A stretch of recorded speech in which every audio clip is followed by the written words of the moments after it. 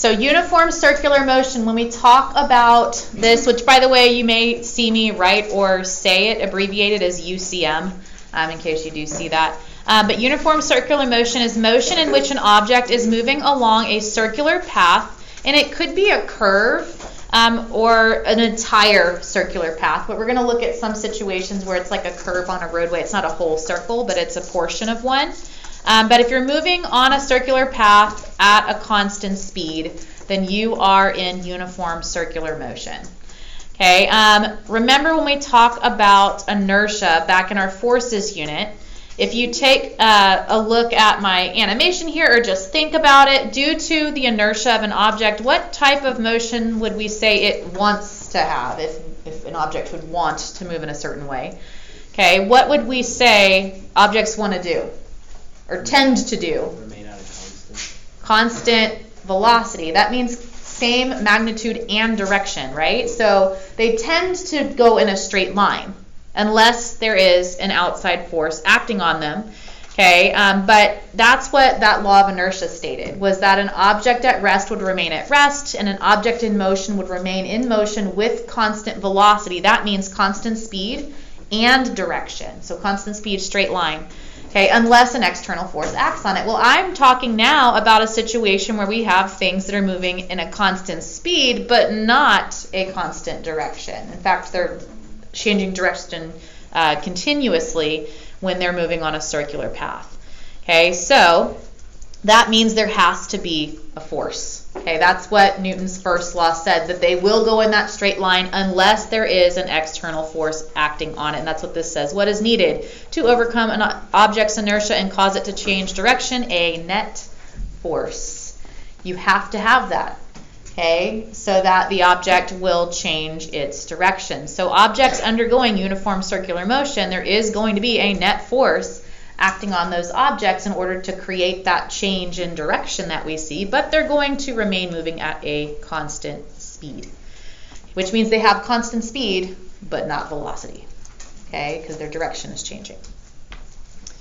So that's what it means to be in uniform circular motion. Hey, here's an example. These have to be siblings. But it says, at any given point along its path, an object in circular motion wants to continue moving straight forward due to its inertia. And of course, in this particular example, she is applying a net force as best she can to remain in that circular path, but obviously she loses her grip, and when she does, when that net force is removed, she travels in a straight line path due to her inertia at that moment when the force is removed. So as soon as she loses her grip, she flies off in a straight line, which is represented by this vector here, and I've labeled it inertia because it shows the direction that she will move when that net force is removed. But if you don't have that force, then yes, the object will resume moving in a straight line path. Okay, tangential velocity describes this constant speed. Okay, that dashed line that I showed on the last slide that said inertia, that represents the direction of the tangential velocity of that girl, and that would be the direction she would travel when she loses her grip.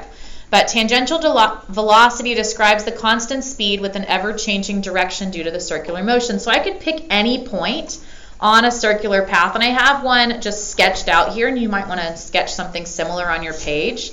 And if I said, hey, what would the velocity of the object look like at this point, then you would draw in the tangential velocity, a line tangent to your circular path at that point. Okay, I could pick a different point over here. Same idea though, it is tangential to the circular path at that point. Any point. Okay, your velocity is constantly changing direction because you're in a circular path. However, all of these, if they're in uniform circular motion, the magnitudes of each of these vectors I've drawn would all be equal. The speed would be constant, but the direction is continuously changing. When I say tangential, of course, you're drawing tangent line here. It will be perpendicular to the line of radius. So if you're not sure how to draw the tangent line, sketch in a line of radius from the center of the circle to whichever point you chose, and your tangential velocity will be perpendicular to that line of radius, which you can see on each of mine that I drew. I've drawn in that 90-degree angle. That's how you draw your tangent line. Again, the direction of that velocity continuously changes. It's always tangent to the circular path. Again, right angle to the radius, but the magnitude remains constant. All of those vectors are the same length. Okay, so this is going to be true anytime you have an object in uniform circular motion. You're going to have constant speed, but a changing velocity because the direction is changing. So we can also calculate that tangential velocity. We know how to represent it and draw it on a diagram, but we can also find it mathematically. But that tangential velocity is the instantaneous velocity of an object in uniform circular motion. It's always in the direction perpendicular to the radius at that point, and we can calculate it with this formula. Tangential velocity equals 2 pi r over period. This capital T is the time for one rotation, one lap. Okay, if it's your satellite, one lap around the Earth, that's the time for that. Okay, so it's a capital T rather than just a lowercase t because it is the time, a specific amount of time, the time for one rotation. Notice this equation is distance over time because that numerator 2 pi r, that's the circumference of a circle. Okay, so the circumference of the circle, the distance it takes to traverse that path divided by the time it takes to make that one lap is how we get that tangential velocity. Okay, so that's how you get the magnitude. Of course, the direction is continuously changing, so it would depend upon what point you picked in terms of what the direction would be. But if I ask you for the magnitude of the tangential velocity, that is the way you're going to find it mathematically. Or one of the ways. We're going to have, obviously, more equations. Questions so far? What's the A? Sorry? The A? Oh, that's acceleration. I haven't got to that yet. All right, so I mentioned this already, but in that equation, that capital T in the denominator is known as period, and the period is the time required to make one complete revolution. For math purposes, it's often represented in seconds, and it can be found by dividing the total amount of time in seconds by the total number of revolutions. So if I give you, for example, this scenario, you have a gear that makes 21 revolutions in 2 minutes. You could figure out its period because the period is how much time it takes to make each of those revolutions. So you would take that total time and divide it by the total number of revolutions to get the period. Of course, we would want that in seconds for our calculations. And so that would be 60 divided by 21. And therefore the gear would have, or not 60, 120, sorry, 2 minutes, not one. Divided by 21, and the gear would therefore have a period of 5.71 seconds. Alternatively, you can look at something moving and you could try to time how long it takes to move from that point and back to that same point again. If it's moving at a constant speed, that time shouldn't matter which point you pick. There's a timer up here if you want to try that, but it's kind of difficult because it's moving pretty quick. But you could do that experimentally if you were running some sort of experiment. Because acceleration is changing, an object moving in uniform circular motion is continuously accelerating. Okay, again, our velocity is constantly changing because our direction is constantly changing. And if we have this constant change in our velocity and our direction, we have acceleration. Per Newton's second law, the acceleration of an object is always due to a net force on the object and is in the same direction as the net force. And so if you look at, in fact, I'll have it here. If you look at this satellite that's up here, okay, it says Newton's first law states that an object wants to remain in motion in a straight line, yet the satellite is changing direction.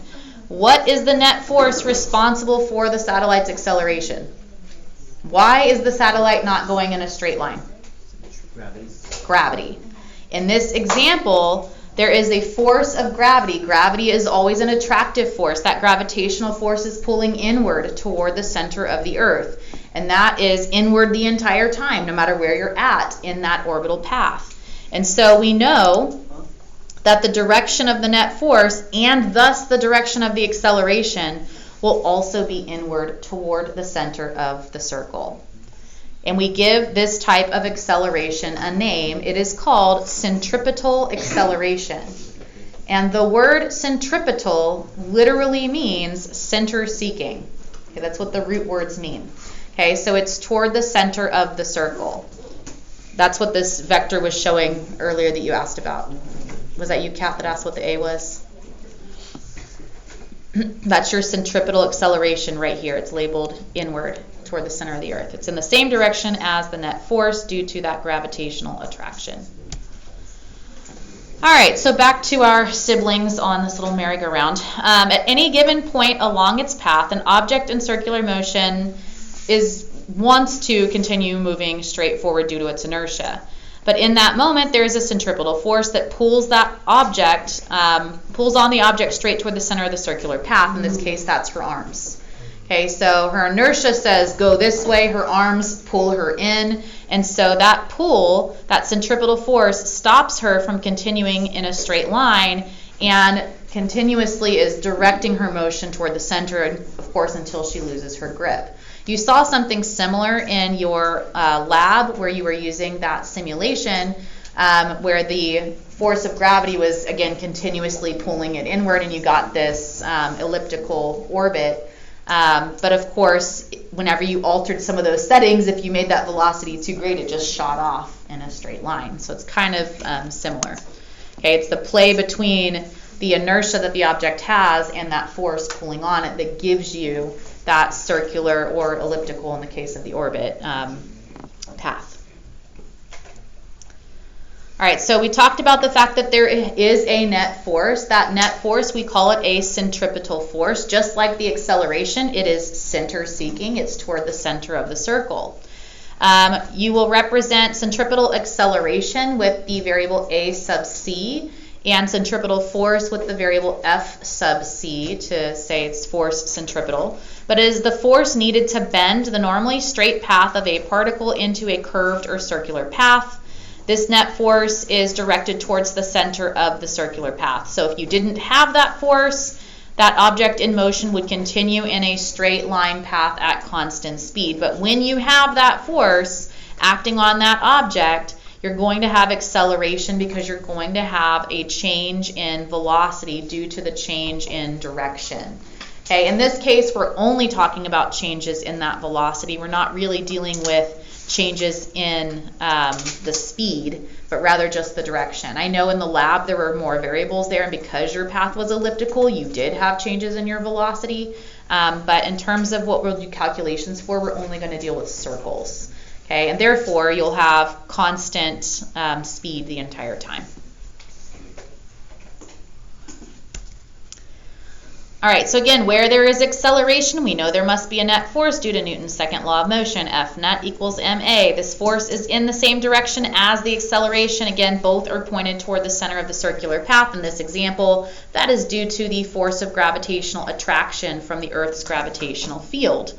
Okay, so in the example pictured, Fg acts as the centripetal force. Centripetal force isn't really a different type of force. It's just that it is the way it's whichever force you have, in this case gravity, that is responsible for moving things or pulling things toward the center of your path.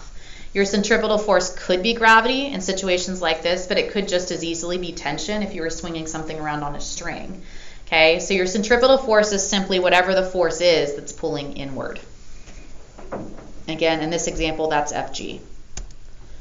Okay, so let's see if we can figure out what our centripetal force would be on some of these examples. So here I have a woman on a merry-go-round at a playground. I think she's demonstrating the Coriolis effect. We're not going to get into that. But it says, let's draw the free body diagram for the woman as she moves along the circular path shown.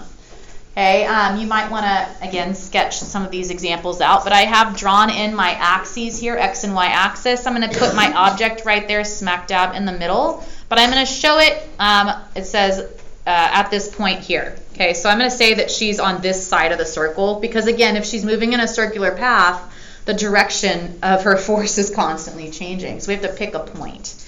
Okay, and I've chosen one for you. We're going to solve for it on the right-hand side of that circle. That's where we're going to place the woman. And let's go ahead and diagram the forces that are acting on her at that point. So again, think of this as if we're looking at it from an aerial view. We're looking down on her as she's moving along this circular path. And so at this particular position, okay, we're going to have force of gravity, again, always, since we're on Earth, and that's going to be pulling her down. Okay, and the normal force from the surface that she's sitting on, pushing her up. Okay, now with just that would not indicate that we have a force here acting on her toward the center of my circle. But there is one. Why is she not flying off of the merry-go-round? I heard somebody whisper it. Friction. Okay, there's friction between her and that merry-go-round that is pulling her inward and keeping her there. Now, if it goes fast enough, she will fly off. Okay, if it goes too fast, that friction will no longer be enough to keep her there. Okay, but with whatever speed they're pushing it right now, there is enough friction there to keep her on the merry-go-round. When you draw the diagram, you won't actually leave the circle there. That was just to help us see which way to draw that frictional force. Okay, but that would be the direction of the forces at the position I had shown. Okay, we have to include that friction. And again, when she's on the left side, it's pulling this way. When she's up here at the top of the circle, it'd be pulling down. It would always go toward the center, wherever that may be, based on where you're drawing your diagram. Let's look at this one. Draw the free body diagram for the cup of water swinging along the circular path shown. We're going to show the forces specifically when it's at the top of that path. So he has a bottle of water tied to a string. He's swinging it in a circle, and we're specifically going to diagram the forces when the water bottle is up here at the top. Okay, so I'm going to sketch in my circles so that I can get a good idea of what I'm drawing. Okay, what forces are acting on this water bottle? Gravity is always a good place to start. Which way should I draw that one? Always down. Okay, so we're going to draw in force of gravity. Okay, tension. Obviously, there's a string. Which way is tension? Down. Also down. Okay, when it's at the top, the tension is the centripetal force. It's the thing keeping it in that circular path. So it has to point toward the center of the circle. Okay, what force keeps it in motion? Tension. Which way? Down. Okay, and so we have both force of gravity and tension in the same direction at this location. Okay, along that path. Okay, what if I picked a different point? That's for the top. What if we picked the bottom? Okay, so now we're going to show what the forces look like at the bottom of the path. So when it's at its lowest point right here, we're still going to draw in gravity. Now which way is tension? Up. Okay, which one needs to be larger? Tension. I need my net force to be upward. Otherwise, it's not going to stay in that circular path.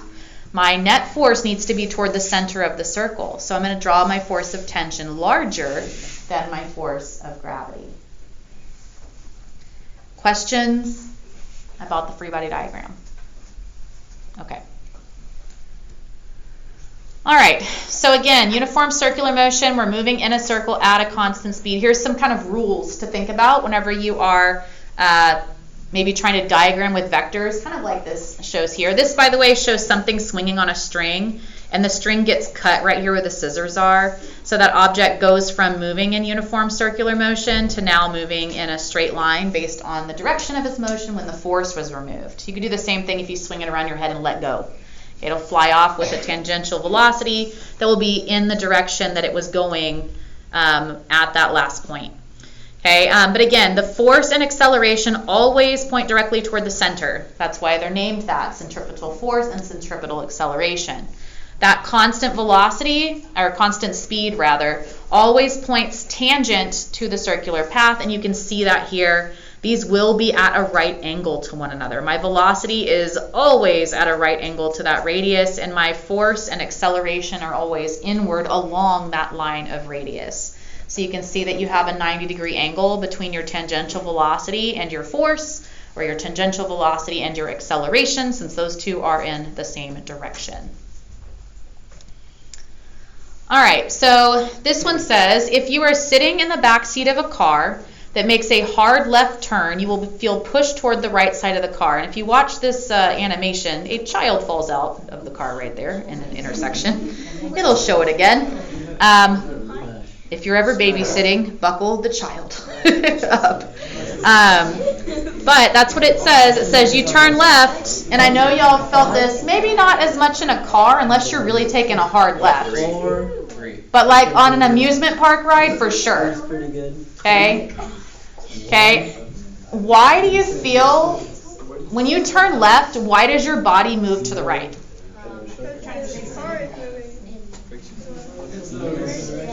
I hear mumbling and a bunch of different answers. I think I heard the one in there. Okay, but look at this. Here's my car moving straight, so you're moving straight. When the car turns, the tires are in contact with the road, and the friction between the tires and the road allow you to change the direction of your car, but that friction's not acting on you. You're an object in motion that wants to continue in motion in a straight line, and guess what? You were moving, at least according to my screen, up. So even when you turn the car, you still want to move up until something stops you, okay, which is probably your seatbelt. It could be the door of the car, or if the door's open and there's no seatbelt, you could fall out of the car, okay? But this is a common misconception because students tend to think that there's some kind of force pushing you outward from the center of the circle. There's not. It's just your inertia. You want to continue moving in a straight line. The car's moving this way. You want to keep going forward, and you will do that until something stops you. Hopefully you've got a seat belt or a door or something in between you and the road. But there is no outward force pushing you. There's nothing pushing you outward. You have inertia. Okay? And so that feeling of being pushed outward is the result of your inertia. It works better in those spinny amusement park rides. I know you get pushed towards one of the walls. They usually tell you, the ride operator usually tells you to put the larger person in the spot where they'll be against the wall. That way you're not smushing the child right next to you. All right, so again, there is an inward centripetal force from the tires, the friction with the roadway. So the car has a force that's pulling it into that circular path, and that's friction. Okay, the inertia of the people, again, makes them feel pushed outward. There's a name for that. It's not a real force. That's why my top of my screen says F is for fake. It's not a real force. But we call it, or people will call it, centrifugal force. It's really just your inertia. But that's that feeling of being pushed outward. People refer to it as a force. It's not. So this is part of that misconception again, and that's why it says F is for fake. Centripetal with a P, real. Centrifugal with an F, not. This is a product of your inertia. Okay, it makes you feel as if you're being pushed away from the center of the turn simply because you were already moving that way, and then the car's turning underneath you, basically. Same thing we just looked at. All right. All right, so centripetal acceleration is always pointed toward the center of the path, which means it's constantly changing because the direction is constantly changing. Thus, because we have a constantly changing acceleration, we cannot use any of our kinematic equations. Okay, those kinematic equations only work for constant acceleration. They do not work for anything with uniform circular motion because this is a changing acceleration. Therefore, we have equations that are specifically tailored for situations like this. If you have something moving in a circle, please don't use those kinematic equations from Unit 1. Instead, you'll need to use equations like this. And again, they're on your formula chart. At least some of these are. I don't know if they all are. Okay, you have your tangential velocity. It's just distance over time. It is circumference over period. You have acceleration, centripetal acceleration. That one is for sure on here. Okay, it's just v squared over r. So your tangential velocity squared over your radius. That's going to give you your centripetal acceleration. F equals ma. That's still true. F net still equals ma. But now, because acceleration in this case is centripetal acceleration, by substitution, we can plug this into this, and we can get this equation. Centripetal force equals mv squared over r. Again, that equation is not on here. You can derive it really easily though, since the acceleration equation is on here. In fact, the acceleration equation is the only one that is on here. The other ones you're expected to figure out, okay? Again, this one is just distance over time. You can figure that one out. This one is substituting this into F equals ma. You can figure that out. You can derive it yourself. But this one's on your formula sheet. All right, so again, you can jot them down if you want, or you can look at your formula sheet. You'll just see the third one on there though. Let's look at an example calculation. I do have those equations over to the side. If you didn't copy them yet, you can see them still. It says, a child places a picnic basket on the outer rim of a merry-go-round that has a radius of 4.6 meters and revolves once every 30 seconds. What is the speed at a single point on the rim? Okay, again, the whole rim's traveling the same speed. Okay, so any point on the rim, we can find that speed.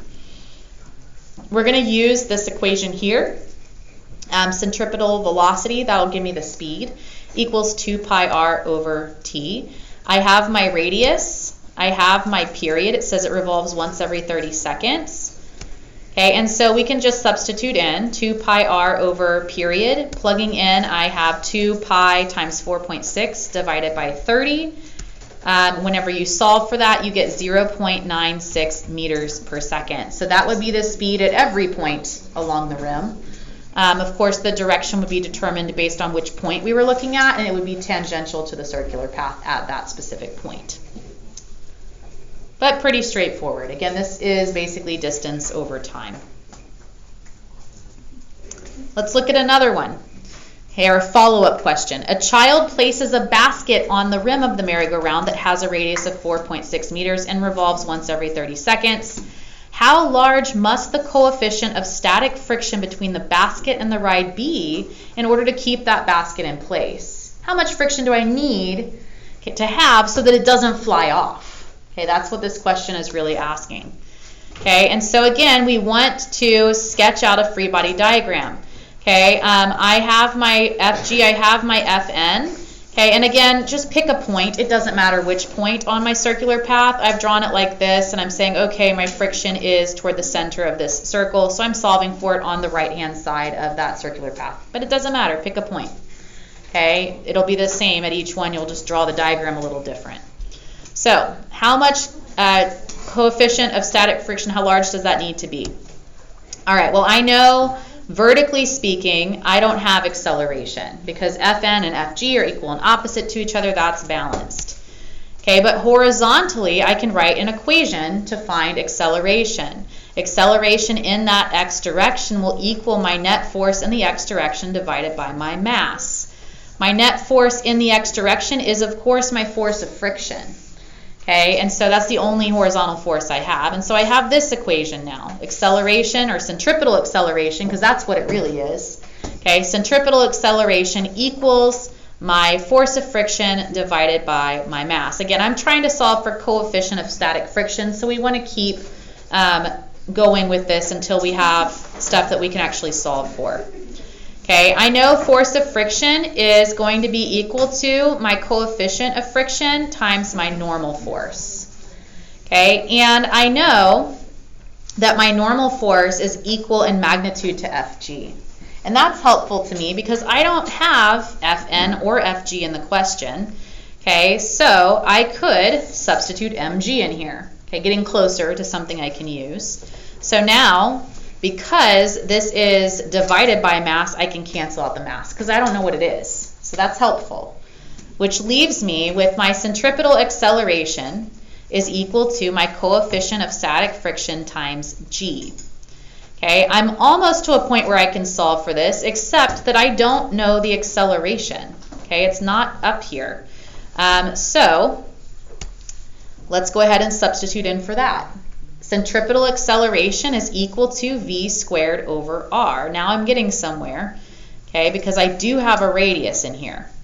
Okay, but again, still don't have my I still don't have enough to solve for it. Notice I went ahead and isolated my coefficient of static friction by dividing both sides by g. So now I have v squared over g times r, both of those on the denominator, equals my coefficient of static friction. Okay, I've got g, I've got r, so my only problem right now is that velocity. Okay, I guess we found that earlier though, didn't we? So we can substitute our answer in from earlier because we actually did this first part of the problem already. If we hadn't, we would have to keep deriving this, and do that 2 pi r over t.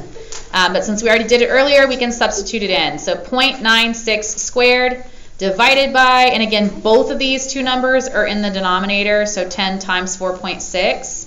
And so when you divide or square this and then divide by 46, you get 0.2. Okay, that would be the what your coefficient of static friction would need to be in order to keep the basket from flying off of this merry-go-round. So again, this could be much more difficult if we hadn't already done this step, finding the v. Okay, now you could do it either way, but you do need to be able to derive those equations, because I know derivations are probably not just y'all's, but every AP Physics 1 student's least favorite part of the course is deriving those equations. Does anybody have a question about this one? Not yet? All right. Okay, for the rest of the class period today, you can work on playlist 1, which is due tonight by 11:59 p.m. Your lab is due tomorrow. I'm going to pass back the ones that I collected with some notes on them so that you can make any changes that you need. Test corrections for Unit 3 are due by the 11th, which is Monday, so a week from today. That is also the deadline for retest. So if you need to retest, please make sure that you come in to go over the test and make sure you have finished your corrections. Both need to happen prior to a retest. There is no curve on a retest. Okay, so if you don't do anything to figure out what went wrong, I wouldn't expect it to be higher. So please make sure you come in if that applies to you. You can also start playlist 2 because today's notes were the first part of that. You guys do have a TEKS test coming up on Monday the 11th. And I'm going to put your review, it's not actually there yet, but I'm going to put a review for you in AP Classroom for the TEKS and for the final exam. If you have questions as you're working today, please let me know.